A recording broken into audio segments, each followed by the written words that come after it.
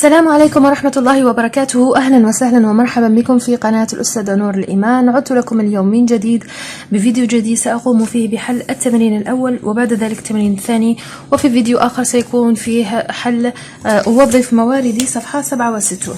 إذا بالنسبة للتمرين الأول لدينا صوغ مفهوم علمي باستعمال خصائصه، أو صياغة مفهوم علمي باستعمال خصائصه. إذا لكل عنصر وارد في الجدول أعد صياغة جملة صحيحة علميا تستعمل فيها إجباريا مجموعة الكلمات المفتاحية التي توافقها. إذا عندي هنا عصبون، حركة إرادية، قوس انعكاسية بسيطة، ومخدرات. إذا باستعمال هذه الكلمات المفتاحية سنحاول صياغة مفهوم للكلمة الموجودة في هذا الجزء من الجدول. إذا العصبون عندي الكلمات جهاز عصبي، رسالة عصبية، اتصال، استقبال، وخلية متخصصة. إذا ما هو العصبون؟ احنا من معلوماتنا السابقة ما هي العصبون؟ العصبون هو خلية عصبية. إذا نقول أنه خلية متخصصة أين؟ في الجهاز العصبي. إذا ماذا يفعل هذا العصبون؟ يستقبل الرسائل العصبية مما يضمن الاتصال العصبي. إذا سأكتب هنا حل التمرين الأول.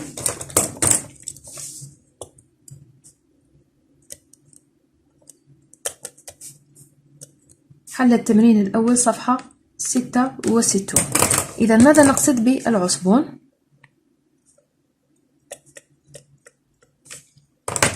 إذا قلت العصبون هو خلية متخصصة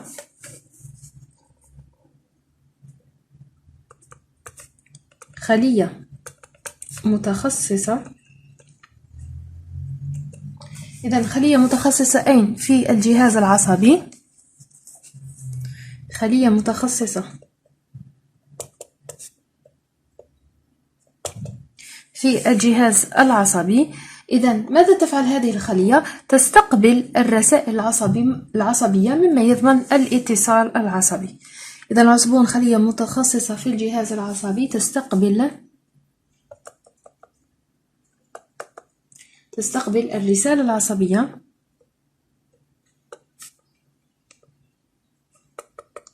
مما يضمن الاتصال.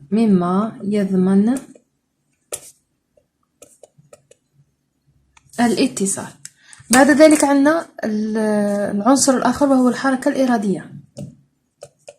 حركة إرادية. إذا ماذا نقصد بالحركة الإرادية؟ لاحظوا معي، عندي هنا عضلة منفذة، رسالة عصبية، قشرة مخية، فعل واع، عصبون محرك. إذا الحركة الإرادية ما هي؟ هي عبارة عن فعل واع ناجم عن رسالة عصبية. أين تنشأ هذه الرسالة العصبية؟ تنشأ في القشرة المخية. إذا تنتقل عبر العصبون المحرك، يعني الناقل العصبي الحركي، إلى العضلات المنفذة. إذا سأكتب هنا الحركة الإرادية. الحركة الإرادية هي عبارة عن فعل واع. إذا الحركة الإرادية هي عبارة عن فعل واع ناجم عن ماذا؟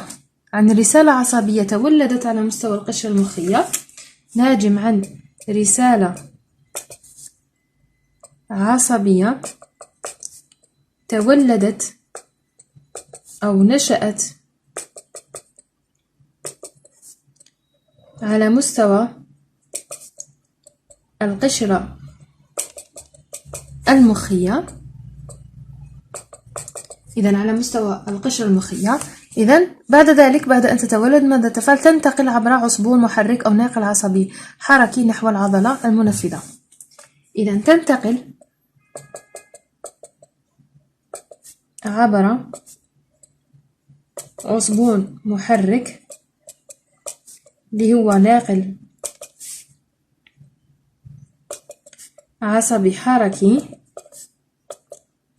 نحو العضلة المنفذة. إذا نحو العضلة المنفذة. بعد ذلك الجملة الموالية اللي هي قوس انعكاسية بسيطة.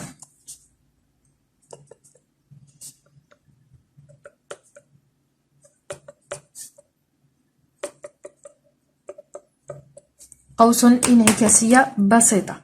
إذا القوس الانعكاسية البسيطة ماذا لدينا كلمات؟ عندنا عصبون حسي، رسالة عصبية، عصبون بيني، منعكس نخاعي، عصبون محرك، سلسلة عصبونية.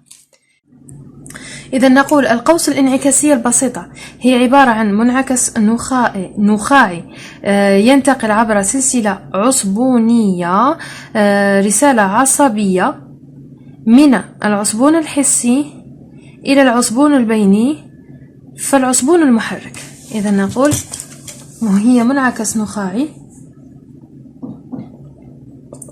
هي منعكس نخاعي يتم فيه انتقال الرسالة العصبية عبر سلسلة عصبونية، عبر سلسلة عصبونية من العصبون الحسي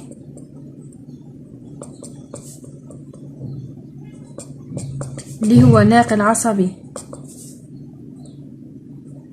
حسي إلى العصبون البيني. العصبون البيني قلنا يربط بين العصبون الحسي والحركي إلى العصبون المحرك، إلى العصبون المحرك. إذا العصبون المحرك يعتبر ناقل عصبي حركي. بعد ذلك آخر جملة وهي المخدرات. إذا ما هي المخدرات؟ احنا بدون لحظة فقط. إذا المخدرات، ما هي المخدرات؟ عندي جهاز عصبي مركزي، وعي، سلوك، تبعية، مادة كيميائية. إذا المخدرات هي عبارة عن مواد كيميائية ماذا تفعل؟ تدمر الجهاز العصبي المركزي وتؤدي إلى فقدان الوعي وتأثر السلوك والتبعية نحو هذه المادة المخدرة. إذا المخدرات هي مواد كيميائية تدمر الجهاز العصبي المركزي، الجهاز العصبي المركزي، وتؤدي إلى فقدان الوعي، كما تؤثر على السلوك،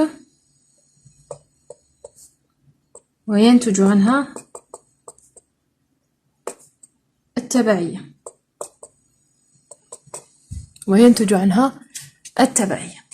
إذن إلى هنا أعزائي نكون قد وصلنا إلى نهاية حل التمرين الأول. في الفيديو القادم بإذن الله سنقوم بحل التمرين الثاني إن شاء الله. ودمتم في رعاية الله وأمنه، والسلام عليكم ورحمة الله وبركاته.